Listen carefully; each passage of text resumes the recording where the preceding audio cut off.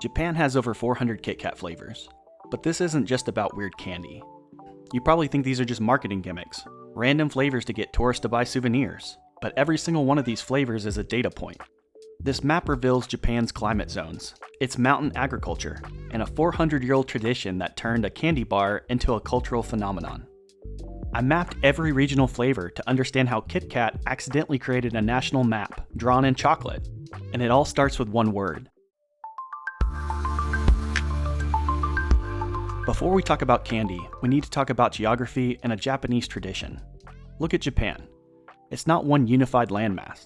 It's thousands of islands separated by water, with a massive mountain spine running down the center that historically isolated communities from one another. For centuries, traveling between regions was hard, and that created something: strong regional identities. Every prefecture developed its own specialties, its own food, its own pride. The Japanese have a word for these regional specialties: meibutsu, famous local products. And they have another word that explains this entire video: omiyage. Omiyage is the custom of bringing back geographically specific gifts, usually food, after you travel. You go on a trip, you bring something back for your coworkers, for your family, for your neighbors. Not bringing omiyage back is basically a social violation. This creates a massive domestic gift economy. And in 2003, Nestle cracked the code. They noticed something. In Hokkaido, local candies were selling incredibly well as omiyage. Visitors wanted something that said, "I was in Hokkaido," without being too expensive or too bulky. So Nestle ran a test. They released a strawberry KitKat, but only in Hokkaido, and only during the strawberry season, and it exploded. The next year they released a Yubari melon KitKat. This one became the trendsetter for the entire regional candy boom. Because Nestle realized something brilliant: KitKat was the perfect omiyage. It's recognizable, so people trust it. It's affordable, so you can buy boxes for your entire office. But they needed one more thing. They needed every region to feel represented. So they made a deal with local producers across Japan. You give us your regional specialty ingredients, and we'll make it into a KitKat, and we'll only sell it in your region. And this was the key. Nestle didn't invent omiyage culture. They plugged into a 400-year-old system that was already running. You don't succeed in a foreign market by changing the culture. You find where your product naturally fits. This same principle, finding the existing behavior and fitting into it, is why McDonald's serves rice in Asia. Geography doesn't just determine what grows, it determines what behaviors survive. In that map, it tells you so much about Japan's geography. Let me show you. Let's start at the top, Hokkaido. Hokkaido is massive. It's the second largest island, covering about 20% of Japan's total landmass. But here's the thing, it's cold.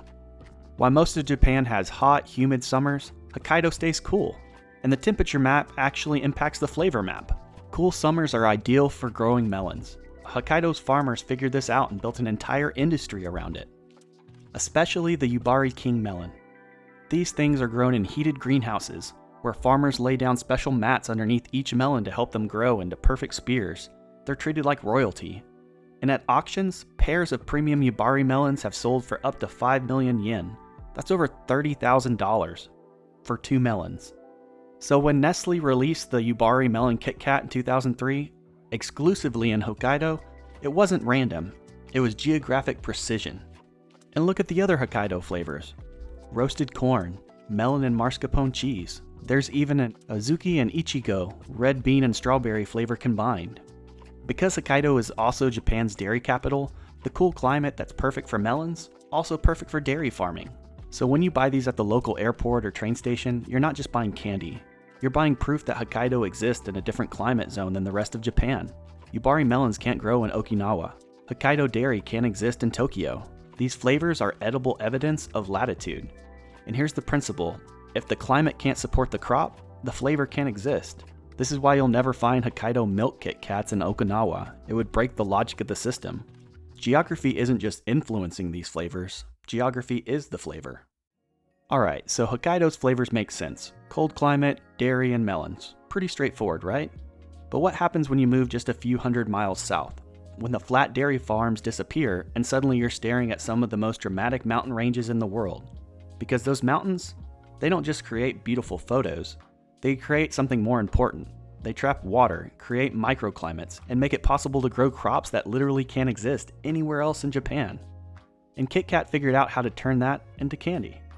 So let me show you what I mean. This is the backbone of Japan, the Japanese Alps. Mountain ranges that run down the center of the main island and create some of the most dramatic elevation changes in the country. But before we hit the high mountains, there's Tochigi Prefecture. This region grows Tochiotome strawberries. These are one of, if not the, most popular strawberry varieties in all of Japan. They're large, sweet, and perfectly shaped. So Tochichi has its own strawberry KitKat, and it's not just any strawberry, Tochiotome specifically. Now move north into Aomori, up in the Tohoku region. Aomori grows apples, a lot of apples. It's Japan's top apple producing region, accounting for more than half of the country's total production. Why? The high elevation and the temperature swings create the perfect conditions for amazing apples. So, Aomori Apple KitKat, sold primarily in Aomori. Now move south into Nagano, also called the Shinshu region. Nagano sits high in the mountains. It hosted the Winter Olympics, and it also grows apples. But Nagano's KitKat is called Shinshu apple, to differentiate it from Aomori. Same fruit, different territory, different regional pride. But Nagano's mountains also create something else. River valleys perfect for growing rice, and rice means sake. So Nestle made a sake KitKat, and yes, it actually contains a small amount of alcohol, about 0.8% by volume. And the sake comes from a traditional brewery that's been operating for generations. The Japanese Alps don't just look beautiful, they create microclimates, temperature zones, and agricultural possibilities. And here's the principle: mountains are nature's dividing lines. Every 1,000 feet of elevation, temperatures drop about 3.5 degrees Fahrenheit. That means one mountain range creates a dozen climate zones in a few miles, and each zone supports different crops. This is why mountain regions have some of the most diverse food. Flatland gives you one climate, but mountains can give you multiples. And KitKat took advantage of them. Now let me show you how hyper-specific this gets. Shizuoka. This is where one of the planet's most demanding ingredients is grown. Shizuoka produces almost half of Japan's wasabi. Not a lot of wasabi, half of the entire country. Why? Because wasabi is one of the most geographically demanding plants on Earth. It requires pristine water, not just clean water, pristine, constantly moving water, the kind you only get in mountain streams. It requires stable temperatures year-round, between 13 and 18 degrees Celsius. If it gets too cold or too hot, the plant dies or loses its flavor intensity. It requires shade, north-facing slopes, specific humidity levels. And Shizuoka has all of it. It's blessed with clear, cold streams flowing down mountains. In 1607, a farmer figured out how to cultivate wild wasabi. This was the world's first wasabi farm. And the technique hasn't changed very much. So when you see the Shizuoka Wasabi KitKat specifically using real wasabi root from the region, sold almost exclusively in Shizuoka, this isn't Nestle trying to be weird. This is geography. The flavor exists because the plant can only grow here. The chocolate is actually infused with real wasabi powder. It's got subtle heat and some sharpness, and it works with the white chocolate to help balance out the intensity. And there's more to this. Shizuoka is responsible for producing about 40% of all Japan's green tea. This makes the region an absolute powerhouse of flavor and agricultural bounty. The land defines the flavor, and Shizuoka wasabi proves something. Hyper-specific flavors create value. Wasabi could theoretically be grown in climate-controlled facilities anywhere, but it isn't, because the value comes from its rarity, and the rarity comes from its geographic demands. This is the same principle behind champagne from France, or Kona coffee from Hawaii. When geography limits where something is grown, that limitation becomes a marketing advantage. Nestle understood this. They didn't make wasabi KitKats available everywhere. That would destroy the point. Okay, so at this point you're probably noticing a pattern. Mountains, check. Streams, check. Regional crop, check. New KitKat flavor, check. But then what about Tokyo? Because Tokyo doesn't grow wasabi. It doesn't have apple orchards. There are no melon greenhouses there. The entire Kanto region is a concrete jungle with 37 million people. So when a region has little to no agriculture, how do you make a regional KitKat? Well, KitKat had to get creative. And honestly, the solution is kind of genius. This is Tokyo, the Kanto region. We're talking about the world's most populous metropolitan area. It's a megacity defined by concrete and commerce. The question remains though, when the land is paved over and the specialty isn't grown in the ground, so what's the regional KitKat for Tokyo? Where does that unique flavor come from? It has to come from another kind of famous local product, Tokyo banana. Not a fruit, but an iconic souvenir dessert. Tokyo banana is one of the most famous omiyage in Japan. It's a soft, curved sponge cake with a banana custard filling, and it's everywhere in Tokyo. Train stations, airport, department stores. So Nestle did a collaboration, Tokyo Banana KitKat. It's a KitKat that tastes like a dessert that's already an omiyage. It's like omiyage inception or something.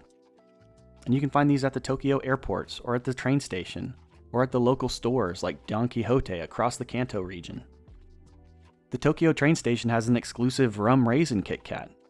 And there's a Tokyo Shima lemon flavor, using lemons from the Izu Islands in Tokyo Bay. If you drop down to Yokohama, just south of Tokyo, you get a strawberry cheesecake KitKat. And then there's the Mount Fuji edition of the same strawberry cheesecake flavor sold throughout the Kanto region in a box shaped like Mount Fuji. These flavors aren't necessarily about agriculture, they're about souvenir culture. They reflect what Tokyo and the surrounding Kanto region are famous for: refined desserts, imported ingredients, and cosmopolitan taste. So what Tokyo teaches us is when you can't compete on territory, you can compete on creativity. Cities can't grow crops, so they create culinary innovations instead. Tokyo banana wasn't grown, it was invented, and that invention became just as valid as any melon from Hokkaido. This is why New York's specialty is the bagel, why Philadelphia owns the cheesesteak, why Nashville has hot chicken. Urban regions build identity through innovation, and KitKat recognized that both types of regional pride, both agricultural and innovative products, deserve representation. The system adapts. The takeaway is this: when the land is paved over, the flavor comes from the city's artistry. The map changes. Now let's move out of the megacity and into Japan's cultural heartland. If you're enjoying this deep dive into candy and geography, tap the like and subscribe button. It really helps the channel and you won't miss the next video. Okay, back to the map. Welcome to Kansai. For over 1,000 years, Kyoto was Japan's capital. And even though Tokyo took over politically, Kyoto never stopped being a cultural center. Just south of Kyoto is Uji. It's pretty famous for Japanese tea. This is where Japan's tea ceremony culture was perfected. This is where some of the finest green tea in the world has been grown for over 800 years. Uji's geography, its hills, its fog, its soil composition, creates ideal conditions for tea cultivation. The plants here produce leaves with intense umami flavor and minimal bitterness. The results? Kyoto didn't just settle for one tea KitKat, they developed an entire line. The Kyoto Uji Matcha KitKat launched in 2004. It's made with real Uji matcha powder from one of Kyoto's most renowned tea companies. And here's the thing, this tastes different from the regular matcha KitKats. It's less sugary sweet, more bittersweet. Some would say more sophisticated. And you can only buy it in Kyoto. They also make a Hojicha KitKat. That's roasted green tea, with a totally different flavor profile. Think of it as the black tea to Uji Matcha's green tea. So when Nestle opened their premium KitKat chocolatory store starting in 2014, Kyoto got the special treatment. They produce 5 different tea-infused flavors just for the Kyoto stores. Each one uses a different Uji tea variety. This isn't convenience store candy anymore. This is $10 to $15 per box, sold in locations that feel more like jewelry stores than candy shops. And this reveals something about how regional products gain prestige. Time plus tradition equals premium value. Uji tea isn't just tea, it's 800 years of refinement. That history let Nestle charge $15 for a KitKat that would cost $3 in a convenience store. Also, if you go over in Kobe, they have a pudding KitKat, mimicking Kobe's famous custard pudding dessert. And in Osaka, you can even buy the Osaka Castle KitKat, not just sold in the castle, shops across Kansai carry it. The box features Osaka castles framed with cherry blossoms, Japan's national flower. Kansai has some of the country's most famous hanami spots, and the design celebrates that spring tradition of gathering under blooming sakura, or cherry blossoms. It's an expression of local pride, taking a landmark and a cherished season and turning it into something you can taste. Kansai specialties aren't just what grow here. They're what's been perfected here for centuries. Deep culinary traditions, historic recipes, and a powerful cultural identity. But here's what surprised me when I was going through this candy map. Even the regions that some tourists miss, the places that don't make it into travel guides, even they have their own KitKats. And that tells you something important about omiyage culture. This isn't just Nestle going after the big tourist money. This is about making sure every single area in Japan feels represented. Because if you skip someone's hometown, you're basically saying their region doesn't matter. And in a country where regional pride runs deep, that's a problem with your brand. So let's talk about some of the places you've probably never heard of. We'll start by moving into central Japan, specifically Nagoya, in the Chubu region. Nagoya has a distinct food culture, especially around breakfast and coffee shops, called kisaten. These places typically serve morning menus with toast and eggs and coffee. And one signature Nagoyan breakfast item is azuki red bean paste on toast. Sweet red beans on buttered bread with coffee. It's a whole thing. So there's an azuki sando KitKat. It's inspired by that breakfast culture, azuki red bean flavor wrapped in milk chocolate. It's basically breakfast in a candy form. As we move into Chugoku, western Honshu, you come upon Hiroshima. Hiroshima's most famous omiyage is momoji manju. These are little maple leaf-shaped cakes filled with red bean paste, named after the autumn maple leaves that cover Miyajima Island. So Nestle made a momoji manju KitKat. It mimics the flavor of the traditional cake. Sweet, slightly nutty from the bean paste with that soft texture. Now drop down to Shikoku, 4 prefectures and 1 island that most tourists may miss out on. Ehime, on Shikoku's western edge, is citrus country. The warm climate and coastal location makes it perfect for growing Japanese oranges, specifically Ryokan oranges. These are a variety that's been cultivated on the island for over a century. So, Ryokan orange KitKat, regional exclusive. And here's what's remarkable, even in these regions, the tradition is just as strong. The creation of these KitKats proves something. If Nestle had only focused on Tokyo or Kyoto, they would have alienated the rest of the country. They understood that inclusion isn't just nice, it's strategic. By making sure every region gets represented, Nestle earned cultural permission to operate all across Japan. This is why political candidates visit small towns and national brands sponsor local teams. But here's the thing I haven't told you yet. All of this, the 400 flavors, the regional exclusives, and perfectly mapped geography, the massive scale of it all wouldn't have been possible without one random cultural accident. Because in 2002, something started to happen in southern Japan that Nestle didn't plan for. They didn't expect and couldn't have predicted. High school students started buying KitKats before their entrance exams, not because of the flavor, but because of 2 words. And that little phonetic coincidence turned a candy bar into a good luck charm for Japan. It was the foundation that allowed everything else to thrive. Now let me show you where KitKats went viral in Japan. Kyushu, Japan's 3rd largest island. And this is where the magic began. Around 2002, high school students in Kyushu started doing something. Before big exams, they started giving each other KitKats. Not because of the flavor, but because of the name.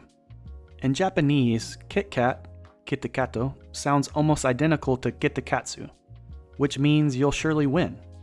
It started organically. Students writing messages of encouragement on KitKat wrappers. Good luck on your test, you've got this. And it spread by word of mouth north through Kyushu through the rest of Japan. You have to understand, in Japan, entrance exams determine your entire future. What university you get into decides your career path. The pressure on 17 and 18-year-olds is intense.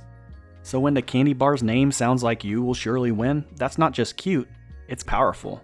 And KitKat didn't create this. They discovered it happening naturally around 2002. But when they realized what was going on, they leaned into it hard. In 2009, they launched a campaign with Japan Post. You could mail KitKats with handwritten messages of encouragement. They sold them at 20,000 post offices across Japan. And the results? Exam season sales jumped 50% compared to 2002. Today, 1 in 3 students buys a KitKat before their entrance exams. And Japan has dozens of candy brands, tons of chocolate bars. Any of them could have done the regional flavors. But KitKat became a cultural symbol because of a phonetic coincidence that started right here in Kyushu. So a candy bar became Japan's good luck charm and the perfect regional souvenir because of 2 syllables, Kitto Katsu.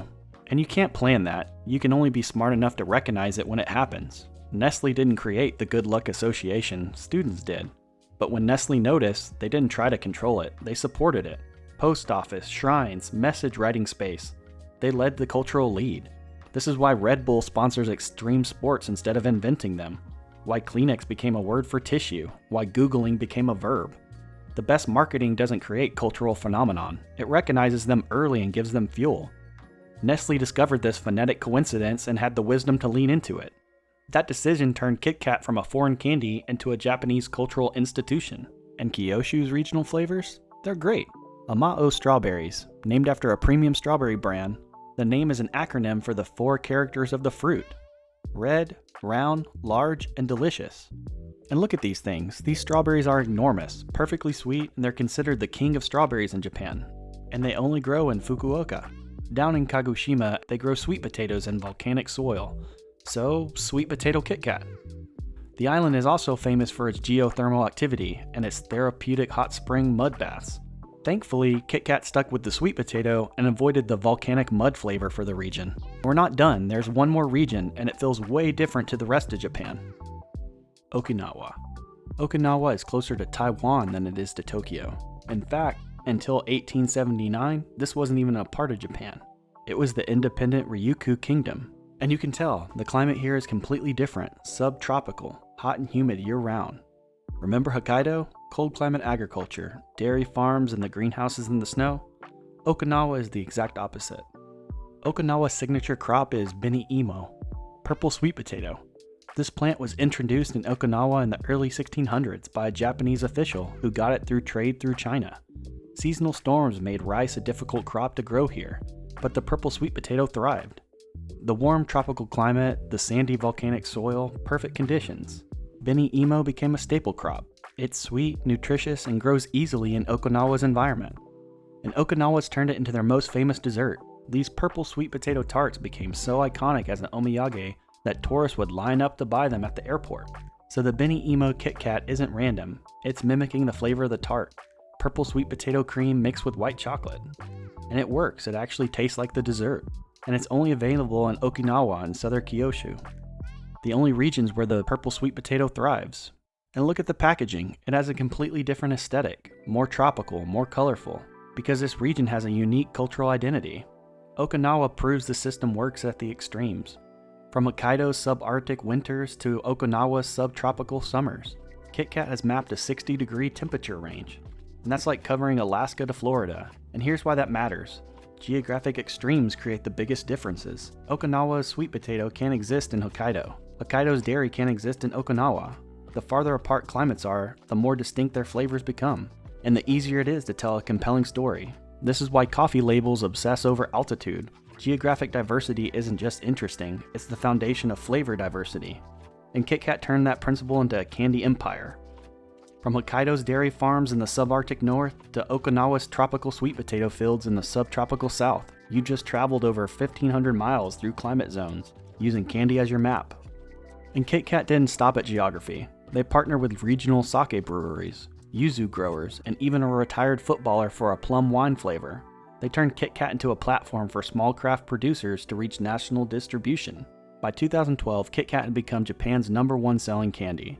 And when you combine Omiyage culture, the Katsu good luck symbol, and genuine regional pride, you get a British candy bar that accidentally became a cultural phenomenon and a national map. So yeah, Japan's KitKats aren't just a candy, they're an edible atlas. They map out Japan's rich geography, a patchwork of climate zones, mountain agriculture, historic tea regions, and tropical islands, all tied together by a culture that turns gifts into a social obligation. And honestly, this is what I love about maps and geography. You can end up learning so much about a country just from how it sells its candy. The climate determines what grows, and what grows determines what people eat, and what people eat becomes culture, and that culture helps create obligation. And in the end, it turns out to be this really cool map of KitKats all across Japan. So drop a comment, which regional KitKat would you like to try first? I'm going with the Wasabi because it seems like a fun food challenge, and I like the spicy mix with chocolate. Thanks for watching, and I'll see you in the next one.